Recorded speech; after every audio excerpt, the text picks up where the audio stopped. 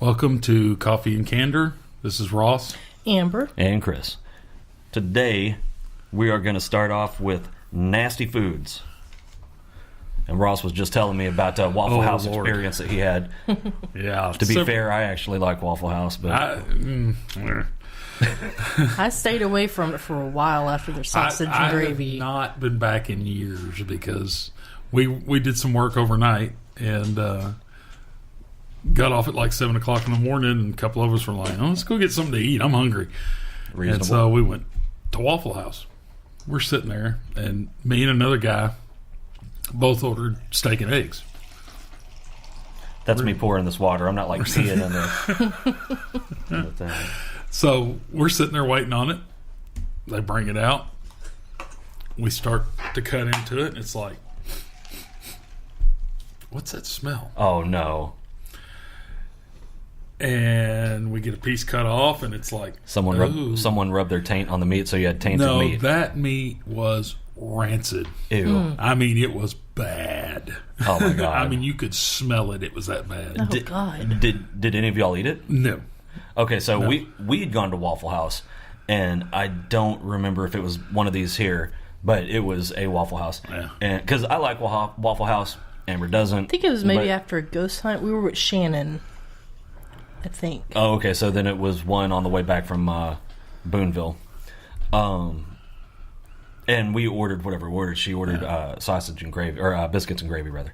And she overheard one of the fucking people asking the other one, hey, do you think this gravy's still good? Oh, God. Yeah, I was like, mm-mm. So it's like, well, motherfucker, if you have to ask, it's not. All right? That's how that goes. It's fine. It's only been in that pot for 3 weeks. Yeah, it's like, man, Lord. I mean, there are certain things that you don't want your customers to hear. And Yeah, no, that's definitely asking one if the of them. gravy has turned is on the list. That's definitely one of them. And I'm not sure if it's just laziness or what. But the thing is, I've been to places, Eureka Springs, for instance. We were up there one time, walking around, and there is this bar that's, I don't know if you know anything about Eureka Springs, kind of like San Francisco. It's up and downhill. Mm-hmm. And so you walk around, and there's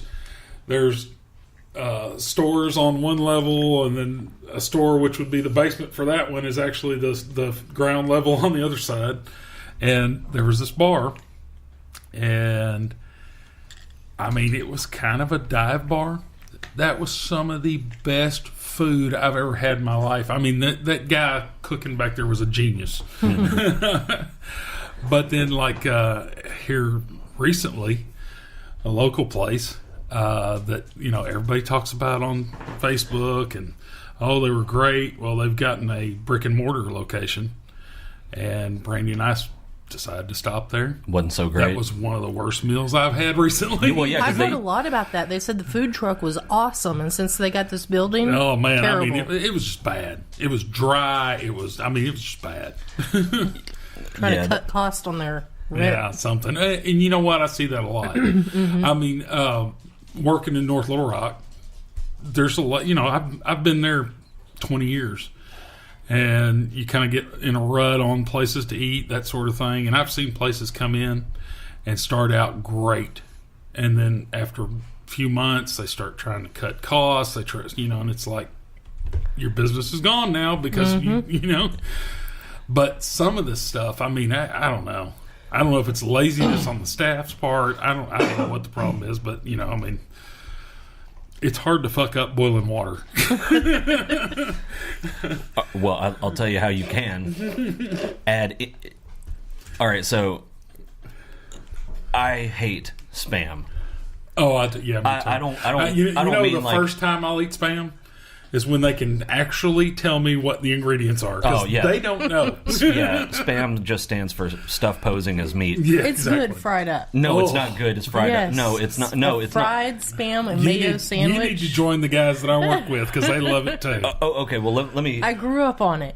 Let me just put it this way. I'm sorry. If it was between starving and eating Spam, You'd eat the Spam. man, I would start digging my own grave. Yeah, Just like pretty much. I'd no. go make a trap or sharpen a stick or something. And then there are these motherfuckers talking about, oh, well, you need to try Vienna sausages. No, the fuck I don't. That is just cylindrical. That is. Loved them as a kid. I bet you did. It's cylindrical spam. You know, yeah, exactly. It's just they're spam logs. The only thing that comes in a can like that I like, smoked oysters. Anything else? No, that's what her grandma forced fed me and almost puked. Oysters, man. Oh my god, hell no. But like sardines, yeah, she did this. All right. So here's the thing: we were over there for I think probably Christmas one year, and she was in the kitchen hiding her shame whilst eating these fucking things, and Amber said, "Oh, you need to try one of those," and I'm like, "No, I don't." I don't think I said that because I don't eat them. Okay, well, either Grandma probably said it. Okay, somebody said it, and it was a horrible idea, and I said, "No, I don't want one." You probably didn't understand her and just did, No. and I was like, "No, I don't want one." No, and she did this like ninja thing.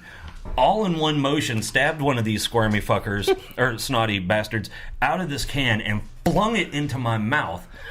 And it was delicious. No, it wasn't. That's the only time I've ever almost puked from eating something. I mean, this thing got halfway down my throat and came back up. And I'm like, hell no. She loved her nasty food. Pickled pig's feet was her favorite. See, you should never eat any animal's feet. A woman that I work with eats souse. What is that? What that is. You don't know what souse is? It's also called head cheese. Oh, Jesus. Ooh. That's basically when they take and boil a whole hog's head. Oh, that's gross. And then they press, They they press what? The what boils out into almost like lunch meat kind of stuff. Oh yeah, no, it's bad. Grandma ate some nasty lunch meat too, like the liverwurst and all these lunch meats that had weird things poking out of them. Maybe I'm spoiled, but when I was probably between 7 and 16, we had cattle, so we ate beef. My grandparents would eat all right, so my grandpa, when he was alive, man, that was the most sandwich-eating motherfucker I've ever... I've never in my life seen anybody eat sandwiches as much as them. And it was always the same type of sandwich. It was always some sort of loaf, pimento loaf, or there was another one, and I can't remember what it was. Like olive one? Yeah, that was olive loaf. Yeah. And those were acceptable in a pinch, I guess, is probably... the best way to put it. You would eat that, but not spam. Not because I wanted it. I mean, I'm saying if I was about to die and I had to either eat spam or pimento loaf, I would take the pimento loaf. And like I said, the first time I eat spam is when I want. You know what? I want a scientist. I want a scientist to say 100%. This is what is in this shit. Well, it's the same. It's probably the same thing as hot dogs. It's just lips and assholes. And if you think... Well, that's kind of like chicken rings. Where do you think that came from? Those are chicken assholes. Yeah. Those are deep-fried chicken assholes. That's all that is. It's like, I can't stand boiled peas. There's nothing about that that seems appealing. And here's the worst part. They smell like dirty socks to me, like dirty gym socks. Not even like I've worn my socks all day. I'm talking like I just ran a marathon and now I put them in the oven for an hour. That's what I'm talking about. So the only thing is beets bother me. Other vegetables, I'm fine. Well, but it gets worse because I've always hated these. There's never been a point in my life where I said, "Hey, pass me a bowl of gym socks." Never. That's never happened, right? But so my grandmother's very old. She's like 92, 93. And when she wasn't quite as old, when we would go over there, she would put this bowl of boiled peas. Some asshole had told her that I liked them. I don't know if it was a joke. Probably. Like, yeah, Chris, he's an asshole, so watch this. I don't know where she decided that I liked boiled peas, but some motherfucker said that I did and told her.